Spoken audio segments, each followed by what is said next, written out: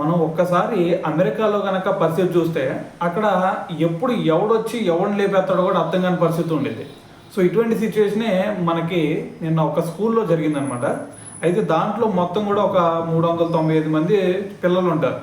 So అక్కడ ఏం జరిగిందంటే వీళ్ళందరూ కూడా మరి మార్నింగ్ ప్రేయర్ జరిగింది కదా ఫస్ట్ మనకి. సో మరి ఆ ప్రేయర్ సందర్భంలో ఆ టైంలో వీళ్ళు ప్రేయర్ చేస్తూ ఉన్నారు. అయితే ఆ ప్రేయర్ చేసే టైంలో బయట నుంచి కొంతమంది దొండగులు వచ్చేసారనమాట. వచ్చేసి వాళ్ళ మీద అటాక్లు చేశారు, ఈ చిన్నపిల్లల మీద.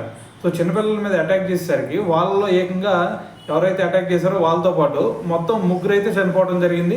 సో ఇంకా 20 మంది అయితే గాయాల పాలయ్యారనమాట. సో మరి అయిపోయిన తర్వాత ఏం చేసినా సరే ఉపయోగం ఉండదు కదా. అయితే ఇప్పుడు దీని గురించి మరి డొనాల్డ్ ట్రంప్ కూడా మరి అతను ట్రూత్ సోషల్లో ఒక పోస్ట్ పెట్టాడు. సో దీని గురించి మరి వైట్ హౌస్ కూడా మానిటర్ చేస్తుందని చెప్పేసి మరి ఆయన అయితే ఒక పోస్ట్ పెడతాం జరిగిందనమాట. సో ఇటువంటి ఇన్సిడెంట్లు అంటే ఒక చిన్న పిల్లలు అక్కడ ప్రేయర్ చేసుకుంటూ ఉంటే బయట నుంచి ఎవరో వచ్చేసి వాళ్ళ మీద అటాక్ చేయడం అనేది ఇంతకంటే బాధాకరమైన సంఘటన ఇంకోటి ఉండదనే చెప్పాలి.